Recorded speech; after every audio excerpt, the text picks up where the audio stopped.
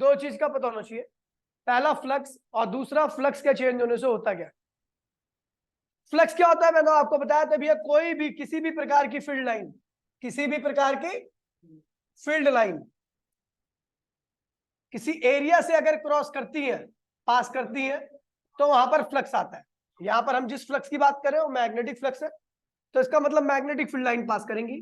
और फॉर्मूला क्या होगा भैया मैग्नेटिक फील्ड वो फ्लक्स का, magnetic field area cos theta. याद है मैंने बताया था ये फॉर्मूला क्यों आया, याद है ये फॉर्मूला क्यों आया था, याद है मैंने कहा था भैया जो फ्लक्स होता है वो एरिया के काटने पर, एरिया को जब मैग्नेटिक फील्ड लाइन क्रॉस करती है तब आता है।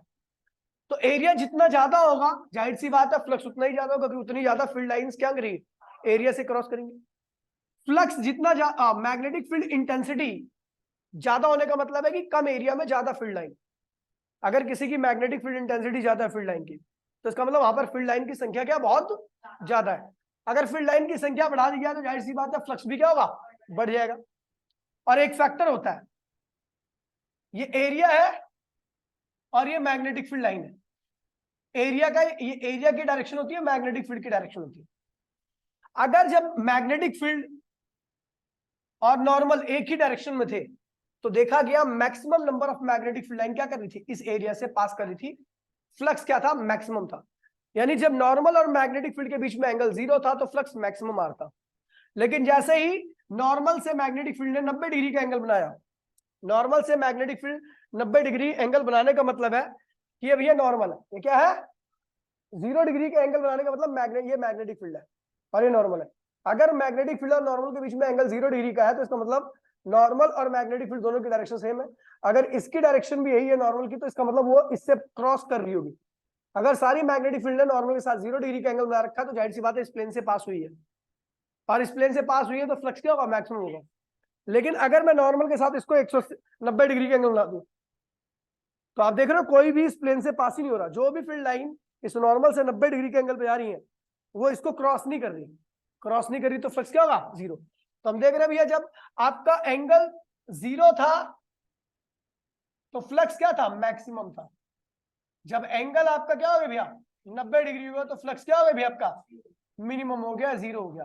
तो भैया ये जो ट्रिग्नोमेट्रिक फंक्शन है इसकी कॉस की वैल्यू क्या होती है 0 पर मैक्सिमम होती है और 90 पर मिनिमम होती है। तो इसलिए हमने क्या किया कॉस के डायरेक्टली कर दिया। तो फॉर्मूला क्या बन गया फाई इक्वल्स टू में बी ए कॉस थीटा। इसकी एसआई यूनिट होती है भैया वेबर या टेस्ला मीटर स्क्वायर। ठीक है, डायमेंशन फॉर्मूला निकालो तो आप निकाल सकते हो, नॉर्मली आपका पीछे वाला पुराना मेथड लगा हुआ है। ठीक है कुत्ता है, ठीक है पुराना मेथड लगा हुआ है। ठीक है भैया, और स्केलर क्वांटिटी होती है, कैसी क्वांटिटी है स्केलर क्वांटिटी होती है।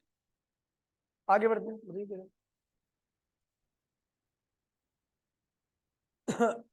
किसने किसने संडे का टेस्ट नहीं दिया था चौथे चैप्टर का? क्या यार बीच पे क्या क्लास कर दिया तो क्या हुआ फ्री टू के लिए कोई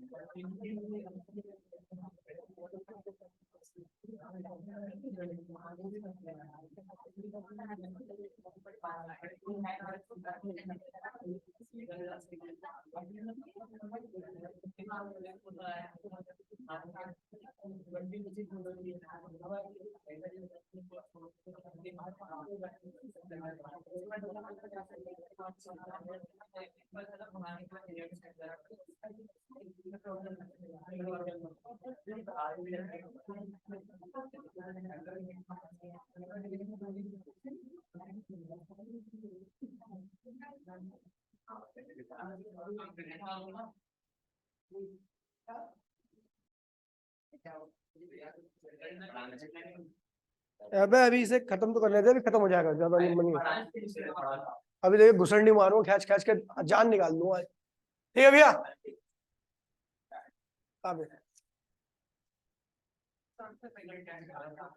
भाई ध्यान दीजिए, आज इस चैप्टर में जितना पढ़ा रखा है उसका रिवीजन कराऊंगा। परसों की क्लास में 5 चैप्टर पूरा रिवाइज कराऊंगा, 5 चैप्टर पूरा, 5th chapter magnetic and matter. ठीक है, मैग्नेटिक मैटर। ठीक है, फिर मतलब संडे को इसकी क्लास लेके ऑलमोस्ट खत्म कर दूंगा चैप्टर। ठीक है, संडे को चैप्टर टेस्ट नहीं लूंगा, इसकी क्लास लूंगा। ठीक है, 12 बजे क्लास नहीं होगी, दिन में हो जाएगी क्लास में। देखिए भैया पूरा चैप्टर परसों की क्लास में कराऊंगा पूरा। देखिए भैया सुन लीजिए, या तो शाम को रखूंगा या सुबह रखूंगा। चलो भैया, उसके बाद भाई प्लीज बोलिए मत कोई भी। फिर मैंने बोला था फ्लक्स, अरे flux through the extended body, एक बहुत लंबी चौड़ी बॉडी है, इसके थ्रू फ्लक्स निकालना है। तो हमने क्या लिया, एक छोटा सा एरिया लिया। इसका एरिया क्या है भैया, छोटा सा डी है। नॉर्मल क्या ये रहा, मैग्नेटिक फील्ड एरिया थीटा ए रहा। तो आपको पता है एरिया डी है, तो फ्लक्स क्या होगा, डी फाई। फ्लक्स की वैल्यू क्या होगी भैया, मैग्नेटिक फील्ड एरिया कितना है, डी ए, और एंगल कितना है, कॉस थीटा। क्या आएगा, कॉस थीटा। ठीक है, अब क्या है, टोटल फ्लक्स निकालना है। क्या निकालना है, तो इस पूरी टर्म को क्या करो, इंटीग्रेट कर दो, तो फाई हो जाएगा, और B D A cos theta. ये flux to the extended body होता है। यहाँ पर लिमिट आती है, limit of area, limit of area की लिमिट लगती है। एक क्वेश्चन कराया था मैंने, इसमें भी क्वेश्चन करा देता हूं मैं आपको। मैंने कहा भैया इफ बी इक्वल्स टू में 2a+3 फाइंड फ्लक्स। फ्लक्स अगर a1 आपका 0 मीटर स्क्वायर है और a2 आपका 2 मीटर स्क्वायर है, ठीक है, तो आप ये वाले फॉर्मूले का इस्तेमाल करोगे। कहाँ गया भी फॉर्मूला, ये रहा। फाई इक्वल्स में क्या होता है, बी, बी की जगह पर क्या लिखोगे, 2a+3, क्या होगा, डी ए, एरिया की लोअर लिमिट 0, एरिया की अपर लिमिट क्या है, 2। फाई इक्वल्स में 2 बाहर आ गया, ए डी ए, और फिर यहां से 3 बाहर आ गया, क्या बचेगा, केवल डी ए। लिमिट 0 से लेके 2, 0 से लेके 2, कोई दिक्कत तो नहीं भैया। उसके बाद ए का, ए की पावर 1 है, तो इसका ए स्क्वायर अपॉन में 2, लिमिट 0 से लेके 2, 3, केवल क्या है, डी ए। डी ए क्या होता है, ए, लिमिट लगी 0 से लेके 2, सॉल्व कर लोगे आंसर आ जाएगा। ये flux to the extended body है। फ्लक्स 3 टाइप के होते हैं, positive flux, negative flux, zero flux. Positive flux कब आता है, जब एंगल इन बिटवीन नॉर्मल और मैग्नेटिक फील्ड क्या होता है, एक्यूट होता है। क्या होता है, 90 डिग्री से कम होता है। जब एंगल इन बिटवीन नॉर्मल और मैग्नेटिक फील्ड 90 डिग्री का होता है, तो फ्लक्स क्या होता है, 0 आता है। उस केस में कोई भी मैग्नेटिक फील्ड लाइन पास नहीं करती। जब एंगल बिटवीन नॉर्मल और मैग्नेटिक फील्ड 180 डिग्री या उससे कम, ऑब्ट्यूज रहता है, 90 से कम, तो आपका फ्लक्स क्या आता है भैया, नेगेटिव आता है। फ्लक्स 3 टाइप के बताया था मैंने। अब ये चैप्टर यहां से स्टार्ट हो रहा है, ठीक है। तो चैप्टर का नाम है इलेक्ट्रोमैग्नेटिक इंडक्शन। होता क्या है भैया, यहां पे लिखवा रखा है मैंने बड़े बड़े सरल वर्ड में। फ्लक्स समझ में आ गया होगा। अगर ये फ्लक्स वेरिएबल होगा, तो वेरिएबल जो चीज बदलती रहती है लगातार, फिजिक्स उसको अलाउ नहीं करती, वो नेचर में एग्जिस्ट नहीं कर पाता। वही इसी फंडे पे बेस्ड है ये पूरा का पूरा कह रहा है यदि मैग्नेटिक फील्ड लाइंस किसी मेटेलिक बॉडी से पास करती है तो उस बॉडी से मैग्नेटिक फ्लक्स लिंक करेगा। क्या करेगा? और यदि magnetic field lines variable nature की होती है तो मैग्नेटिक फ्लक्स भी क्या होगा? वेरिएबल नेचर का होगा। वेरिएबल फ्लक्स को अपोज करने के लिए मेटेलिक बॉडी खुद से क्या करे भैया? पोलैरिटी क्रिएट करेगी। सुन लीजिए भैया, ये जो वेरिएशन हो रही है, फ्लक्स के अंदर वेरिएशन हो रही है, ये मेटेलिक बॉडी को पसंद नहीं आएगा। उस वेरिएशन को मेटेलिक बॉडी खुद क्या करेगी? अपोज करेगी बाय जनरेटिंग पोलैरिटी, या बाय जनरेटिंग इंड्यूस्ड ईएमएफ, या बाय जनरेटिंग इंड्यूस्ड करंट। ठीक भैया, किसी भी कॉइल का अगर हम मैग्नेटिक फ्लक्स चेंज करेंगे तो वो फ्लक्स का चेंज उस कॉइल को पसंद नहीं आएगा। उस चेंज को अपोज करने के लिए कॉइल क्या करेगी भैया? पोलैरिटी एक्वायर करेगी। पोलैरिटी डिपेंड करता है कि किस तरह से एक्वायर करेगी, अभी समझ में आ जाएगा आपको।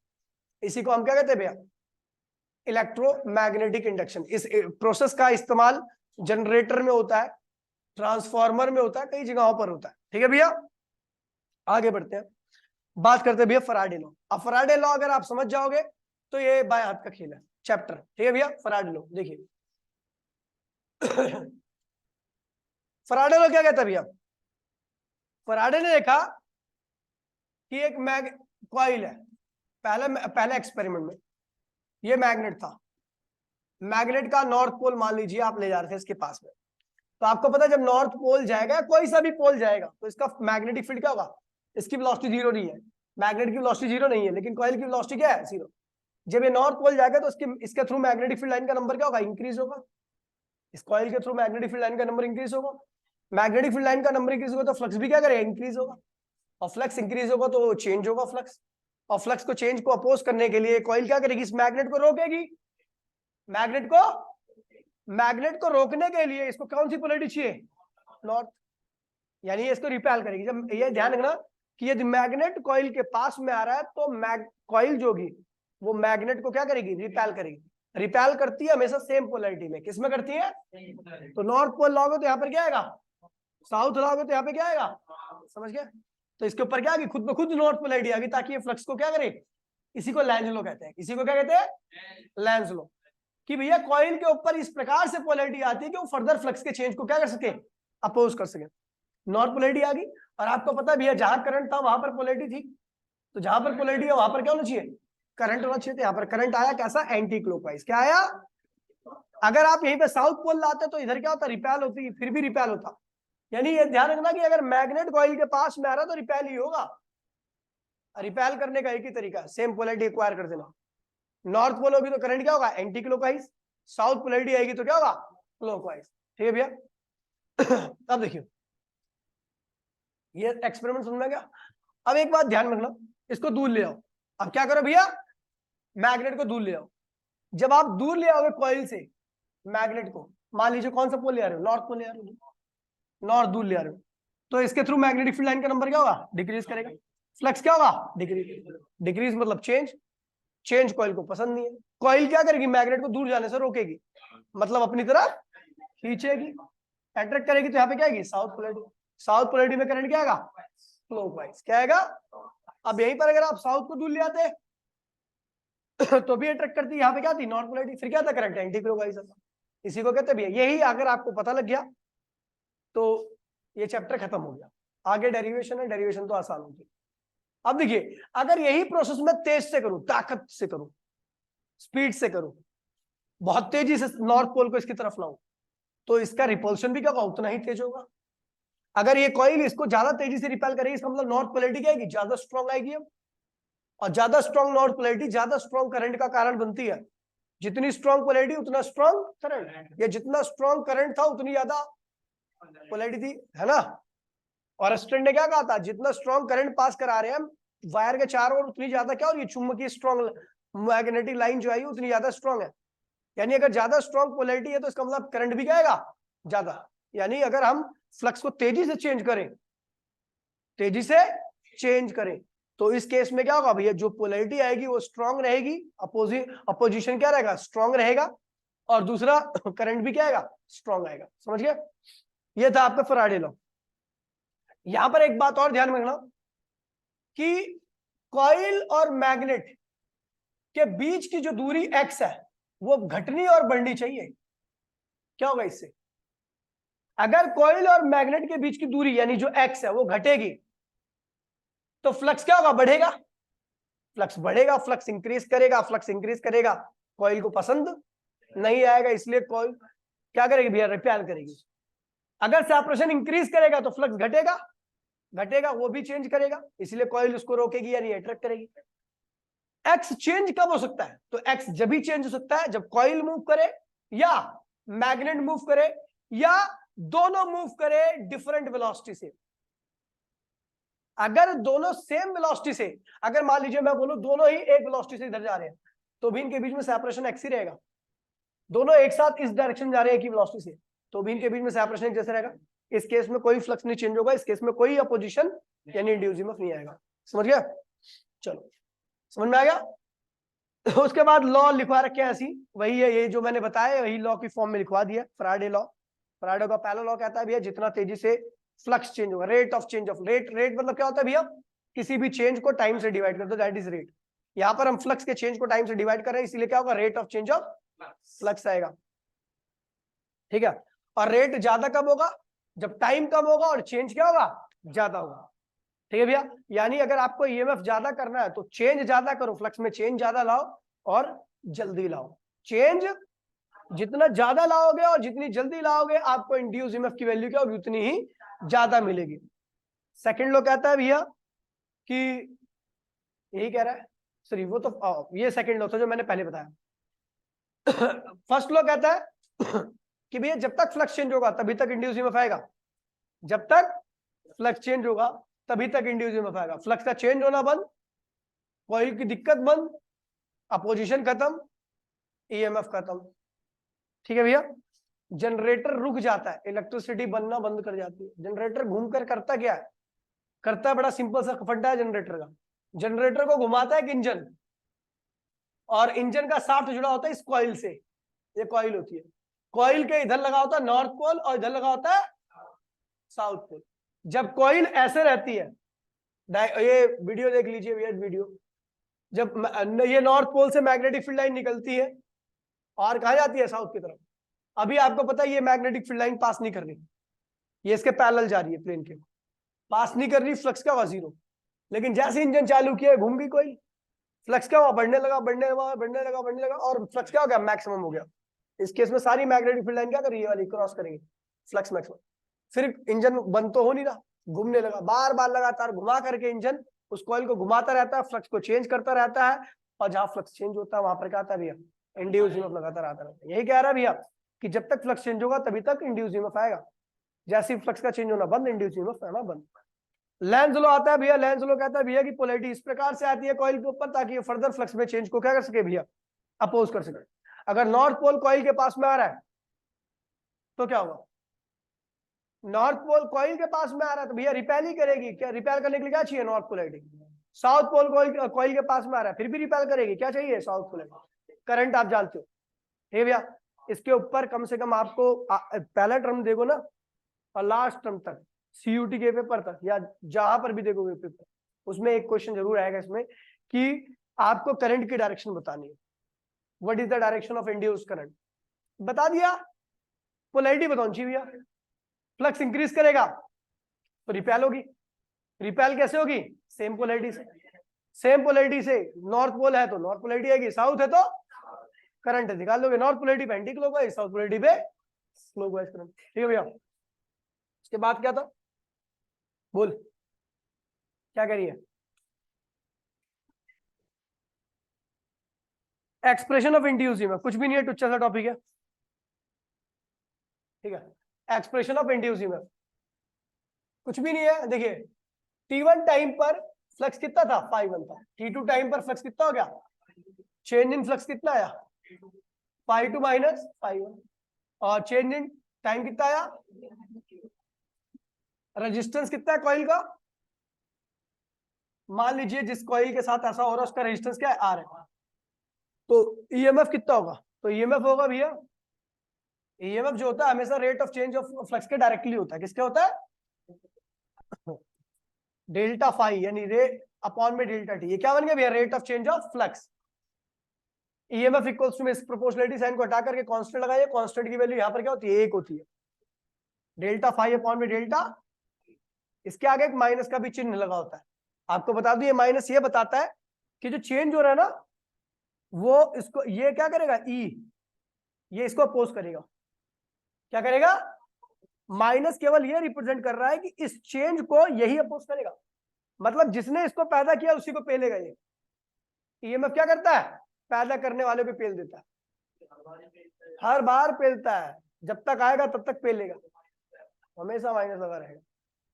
समझ गया, तू भी तो यही कर रहा है, ईएमएफ ये तू भी इंड्यूस्ड ईएमएफ। अगर आज से तेरे को कोई इंड्यूस्ड ईएमएफ कर देना तो तू बहुत खराब आदमी है तू। ठीक है भैया, ये जो इलेक्ट्रिसिटी चल रही है, जो सब चल रहा है, आपको जो भी अप्लायंस चलता है सब ऑल अबाउट इंड्यूस्ड ईएमएफ, जितने भी है सब इंड्यूस्ड ईएमएफ से ही है। ठीक है, अगर इंड्यूस्ड ईएमएफ नाम की चीज नहीं होती ना तो कुछ नहीं चलता, कोई इलेक्ट्रिसिटी नहीं होती। बैटरी में पावर स्टोर करके कितना चला सकते हो, है ना। समझिए भैया, ये फ्लक्स की एक्सप्रेशन होगी। मैंने कह दिया भैया तो ईएमएफ क्या हो गया, डेल्टा फाई अपॉन में डेल्टा टी। मैंने कह दिया if delta t tends to 0, मतलब टाइम शुड बी, टाइम का जो चेंज आया ऑलमोस्ट क्या हुआ, 0 हुआ, तो इसका मतलब ये फ्लक्स क्या बन जाएगा, इंस्टेंटेनियस। क्या बन जाएगा, E इक्वल्स में डी फाई अपॉन में dt। इसे जब टाइम 0 होता है, ऑलमोस्ट चेंज ना के बराबर होता है, किसी पर्टिकुलर इंस्टेंट की बात कर दिया जाए तो वहां पर टाइम चेंज नहीं हो रहा, तो वहां पर ये इंस्टेंटेनियस बन जाता है। बाकी अगर टाइम का चेंज प्रॉपर है तो वहां पर आपको एवरेज निकालना है। डेल्टा फाई की वैल्यू क्या रखनी है, फाई टू माइनस फाई 1, और डेल्टा टी की वैल्यू टी टू माइनस टी1। जब ये क्या है, इंस्टेंटेनियस, और ये क्या है भैया, एवरेज। अच्छा, if coil consist with n turn तो n से मल्टीप्लाई कर दीजिए। SI यूनिट क्या होती है भैया, वोल्ट होती है। क्या होती है, वोल्ट। ठीक है, direction can be given by Lenz law. किससे दी जाती है भैया, लेंज लॉ से इसकी डायरेक्शन दी जाती है। ठीक है भैया, तो ये समझ गया, कोई दिक्कत तो नहीं, और कुछ तो नहीं है। ठीक है, अब ईएमएफ पता लग गया अपने को, हमें पता है भैया सर्किट का रेजिस्टेंस कितना है, R, तो रेजिस्टेंस से डिवाइड कर दो, क्या बन जाएगा भैया, करंट। अब ईएमएफ अपॉन में रेजिस्टेंस क्या होता है, करंट ही तो होता है। तो जो इंड्यूस ईएमएफ आया, यदि सर्किट क्लोज है, यदि सर्किट ओपन सर्किट, आपकी बैटरी होती है उसके पास भी तो ईएमएफ होता है, लेकिन काम नहीं करती जब तक आप उसको क्लोज नहीं करते सर्किट को। सर्किट क्लोज करने का मतलब कि पॉजिटिव को किससे जोड़ दो, तब सर्किट क्लोज हो जाएगा, तब जाकर करंट आएगा। करंट की वैल्यू क्या होगी, हमेशा बैटरी का ईएमएफ और सर्किट का रेजिस्टेंस का रेशियो। तो हमारा सर्किट के पास रेजिस्टेंस भी है, ईएमएफ भी है, लेकिन करंट नहीं आ सकता भी, क्योंकि रेजिस्टेंस हमेशा क्लोज सर्किट का ही लेते हैं। ओपन सर्किट का रेजिस्टेंस क्या होता है, इन्फिनिटी। क्या होता है, इन्फिनिटी का मतलब कोई करंट नहीं फ्लो करेगा। समझ गया, जिसका रेजिस्टेंस इनफाइनाइट होता है वहां से कोई करंट फ्लो, तो ओपन सर्किट का रेजिस्टेंस क्या होता है वैसा, इनफाइनाइट, क्योंकि करंट ही नहीं।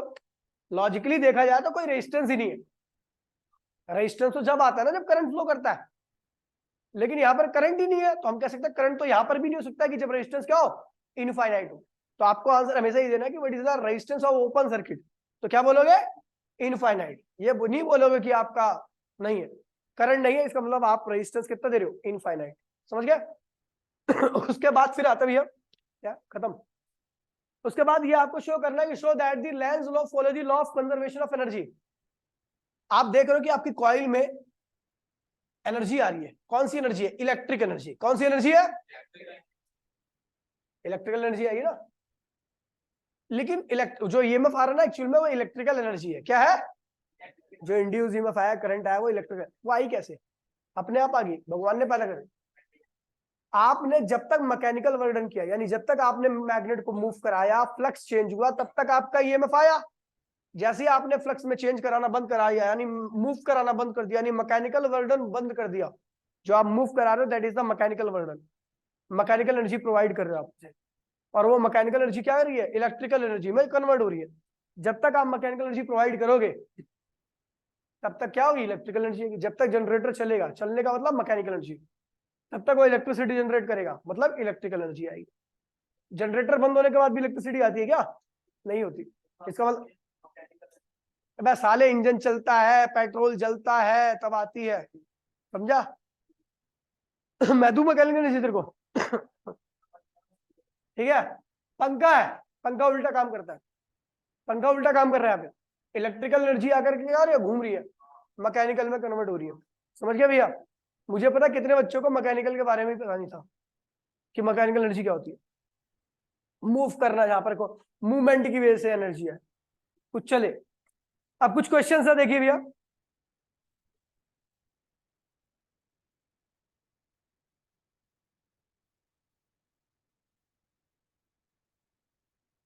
मेरा तो अभी थोड़ा सा माहौल ठीक हुआ है ना, मुझे ही ठीक लग रहा है, तुम्हें लग रहा है? मुझे लग रहा है तुम्हें ज्यादा लग रहा हो, क्योंकि मैं ज्यादा पास में स्टूडेंट के।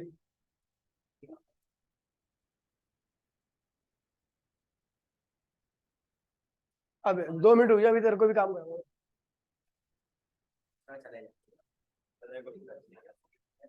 देखिए भैया, ओए भाई जी, भाई प्लीज देखिए, कह रहा भैया ऊपर वाला क्वेश्चन मैंने करा दिया था, एग्जांपल नंबर 2, ये वाले भी करा दिया, लेकिन एक बार करा देता हूं मैं। भैया फ्लक्स दे रखा आपको, ये नहीं कराया मैंने आपको, चलो कोई नहीं कराया, ऊपर वाला तो आसान है, कोई देखो, अरे सुन तो लो। फ्लक्स दे रखा है आपको 5t³ + 4, आपको किस पे पूछ रखा है? t=2 सेकंड पर, मतलब टाइम नहीं बीत रहा है यहाँ पर, किसी पर्टिकुलर इंस्टेंट पर पूछ रहा है, टाइम नहीं बीता, टाइम बिल्कुल। अब जब टाइम नहीं बीतता तो वहां पर एवरेज ईएमएफ आप अप्लाई नहीं कर सकते। क्या अप्लाई करोगे? और इंस्टेंटेनियस ईएमएफ का फॉर्मूला क्या होता है? d∅/dt। डिफरेंशिएट करो, 5 बाहर 3t² हो जाएगा, कोई दिक्कत तो नहीं भैया? 4 बाहर t² क्या होगा? 2t। 2 बाहर t का क्या होगा? 1। 5 अकेला तो 0, क्या हो गया? 15t², 8t+2। ये क्या हो गया भैया? ईएमएफ आ गया। क्या आ गया? रेजिस्टेंस भी रखा कोई का 5। कब निकालना आपको ईएमएफ? 2 सेकंड पर, तो 2 रखिए यहां पर, तो क्या होगा? 78 आ गया, 78 आ गया वोल्ट। 2 रखोगे यहाँ पे टाइम की जगह पे, तो 78 आ जाएगा। और रेजिस्टेंस करंट निकालना है, करंट क्या होता है भैया? ईएमएफ अपॉन में, ठीक है भैया, यहाँ पर लिखा हुआ है कि जो सर्किट का रेजिस्टेंस है वो क्या है भैया? 5 ओम। तो ये क्या होगा? 78/5, आंसर आ गया एम्पियर। कोई दिक्कत तो नहीं है? ठीक है। अच्छा, आपको पता है भैया ईएमएफ कैसे आता है? फ्लक्स में चेंज होने की वजह से आता है। ईएमएफ कैसे आता है और फ्लक्स कैसे कैसे चेंज कर सकते हो, बताओ? कोई तरीका है? फ्लक्स का फॉर्मूला ही उसका तरीका है, बी चेंज कर दो, बी डिक्रीज इंक्रीज कर दो, बी डिक्रीज इंक्रीज होगा, फ्लक्स अपने आप चेंज हो जाएगा। फ्लक्स चेंज होगा तो कॉइल उसको अपोज करेगी, क्या आएगा? इंड्यूस। एरिया को चेंज इंक्रीज डिक्रीज कर दो, फिर भी फ्लक्स चेंज हो जाएगा, फिर भी कॉइल क्या करेगी? अपोज करेगी।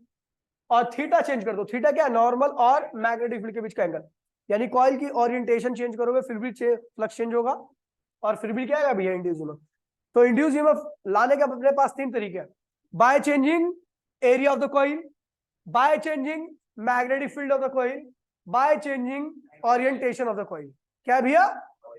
orientation of the coil, orientation of the B। Flux का फॉर्मूला होता है BA cos थीटा। एक और फॉर्मूला है, अगर मान लीजिए coil consist with n turn, if coil consist with, तो फ्लक्स का यही फॉर्मूला बन जाता है बना cos थीटा। क्या बन जाता है? वहां पर आप n को भी चेंज कर दोगे तब भी फ्लक्स क्या होगा? चेंज है। यानी फ्लक्स जिन फैक्टर्स पे डिपेंड करता है उन्हीं को अगर चेंज कर दिया जाए तो फ्लक्स क्या होगा? ठीक है भैया।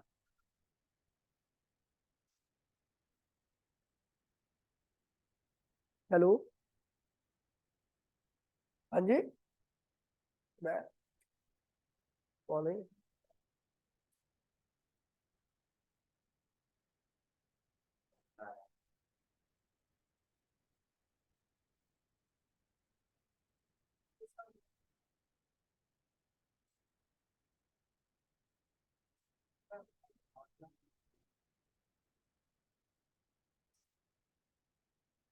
हेलो, कौन? शुभम? हाँ हाँ भाई शुभम, हाँ बोल। अरे यार कर दूंगा, मेरे को तो ध्यान ही भूल ही गया था मैं, तो चल मैं आके कर दूंगा, ठीक है वहाँ पे। ठीक है, हाँ याद, चल ठीक है, कोई नहीं, कर दूंगा।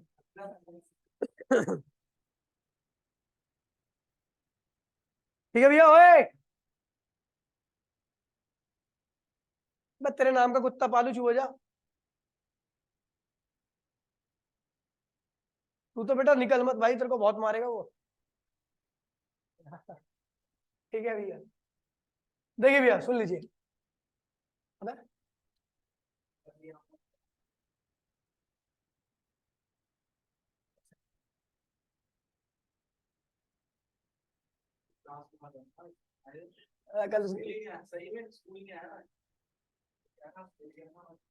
देखिए भैया बड़ा प्यारा क्वेश्चन है। कह रहा है, एक ध्यान दीजिए भैया, एक कॉइल है, बस सुअर इधर देख ले, रेजिस्टेंस कितना है भैया 10 ओम है। एक बार ट्राई करोगे ना, आपको मैं बता रहा हूँ, हो सकता है थोड़ी बहुत क्वेश्चन पढ़ने में दिक्कत हो जाए, रीड करने में समझ में ना आए, बाकी अगर आप करोगे ना, कोई समझा दिया मैंने को क्वेश्चन किस तरह से अप्रोच करना है, तो सारे क्वेश्चन आसान है। फ्लक्स के बता दी ना, फ्लक्स कैसे चेंज होता है, by changing area, by changing magnetic field, by changing orientation और by changing number of turn. इसको चेंज कर दो, फ्लक्स चेंज हो जाएगा। ठीक है भैया, और वहां से ईएमएफ आ जाएगा। रेजिस्टेंस कितना कॉइल का, नंबर ऑफ टर्न कितनी है भैया 1000, एंड टाइम कितना भैया 5 पॉइंट, अच्छा फ्लक्स दे रखा है,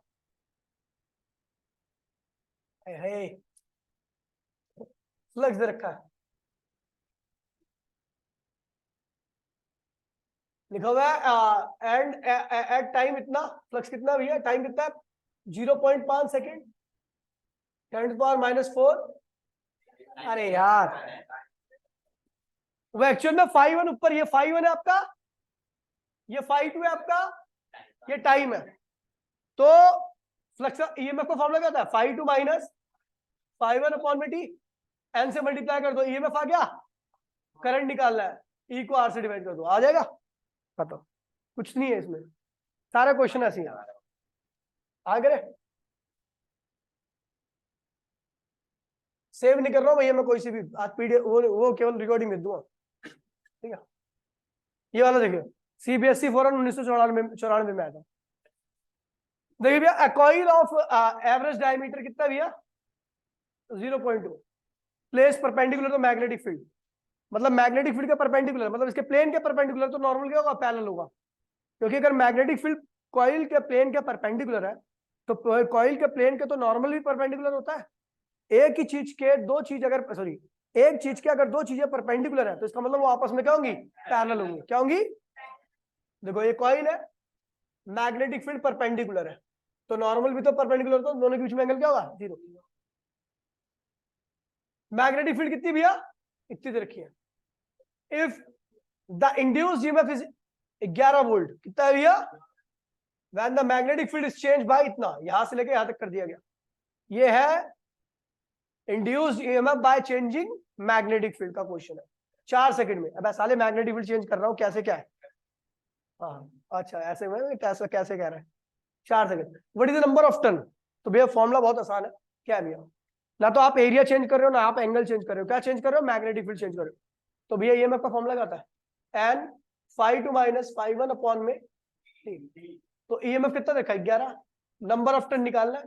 अच्छा φ2 क्या होगा, मैग्नेटिक फील्ड चेंज कर रहे हो, बाकी सब चीज क्या है सेम है, और एंगल क्या है 0, तो cos 0 क्या होता है 1, तो φ2 क्या होगा b2 इंटू में a, क्योंकि आप मैग्नेटिक फील्ड चेंज कर रहे हो तो मैग्नेटिक फील्ड v2 लोगे, और φ1 क्या होगा b1 इंटू में a अपॉन में क्या होगा t, तो 11 n a, ये क्या होगा भैया a कॉमन ले लो, b2 की वैल्यू क्या है भैया 1000, b1 की वैल्यू क्या है भैया 6000, और टाइम कितना है भैया 4 सेकंड, एरिया कितना रखा है, अरे डायमीटर रखा ना, डायमीटर रखा तो आप एरिया निकाल लोगे, पाई d अपॉन में 2 का होल स्क्वायर, ये एरिया आ गया कॉइल का एरिया, रेडियस स्क्वायर होता है तो डायमीटर का आप कर दो, तो भैया आ जाएगा नंबर ऑफ टर्न, निकाल लोगे, खत्म हो गया।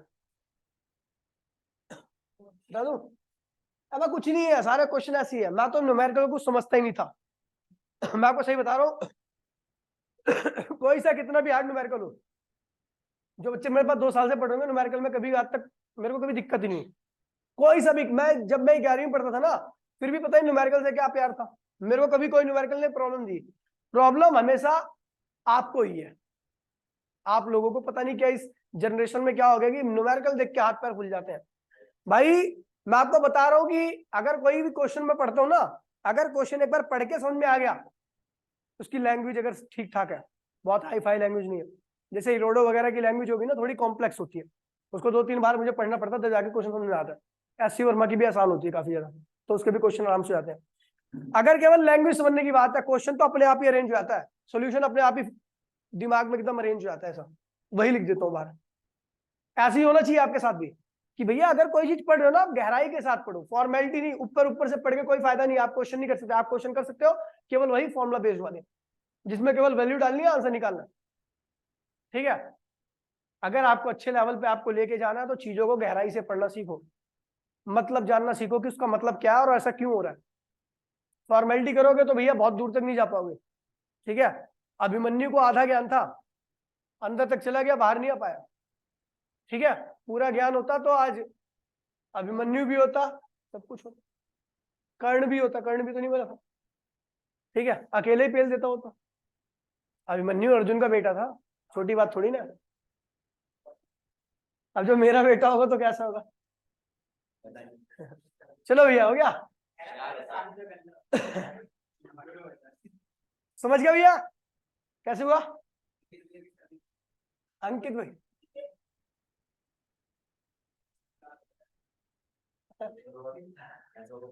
देखिए भैया, ये वाला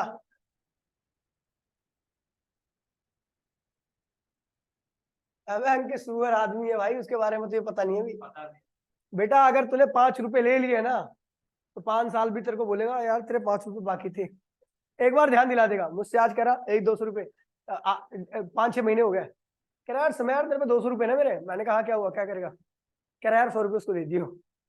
मैंने कहा तेरे को अभी तक याद है। और विकास ये नहीं याद रखते ना, मैं विकास ये याद रखता हूँ, लेकिन अंकित का याद रखना पड़ता है, ठीक है भैया। देखिए अगला कह रहा है स्क्वायर लूप ऑफ साइड क्या है भैया, 10 सेंटीमीटर है, एरिया निकल आएगा, क्या होगा 10 इंटू में 10 सेंटीमीटर स्क्वायर। अगर 10 सेंटीमीटर स्क्वायर, ये 100 सेंटीमीटर स्क्वायर हो जाएगा। अगर इसको मीटर स्क्वायर में कन्वर्ट करना, 10 की पावर -4 से मल्टीप्लाई कर दो तो क्या हुआ, 10 की पावर -1 मीटर स्क्वायर हो गया।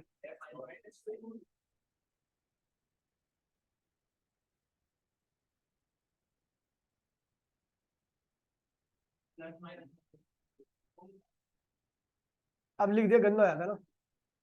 A1 दे रखा आपको, ध्यान दीजिए भैया। फिर कह रहा है भैया, हाँ देखो ये थोड़ा, ये डायग्राम देखिए, सुन लीजिए, हो सकता है आपको फील ना हो क्वेश्चन, इसीलिए मैं डायग्राम बना रहा हूँ। ये ईस्ट है, ये वेस्ट है, इसके प्लेन में रखी हुई है कॉइल, मतलब समझे, इसका प्लेन जो है ना वो ईस्ट वेस्ट डायरेक्शन में, ऐसा ऐसा। तो नॉर्मल क्या होगा भैया, नॉर्थ की तरफ होगा, नॉर्थ की तरफ होगा, और इसका पिछवाड़ा कहाँ होगा, साउथ की तरफ।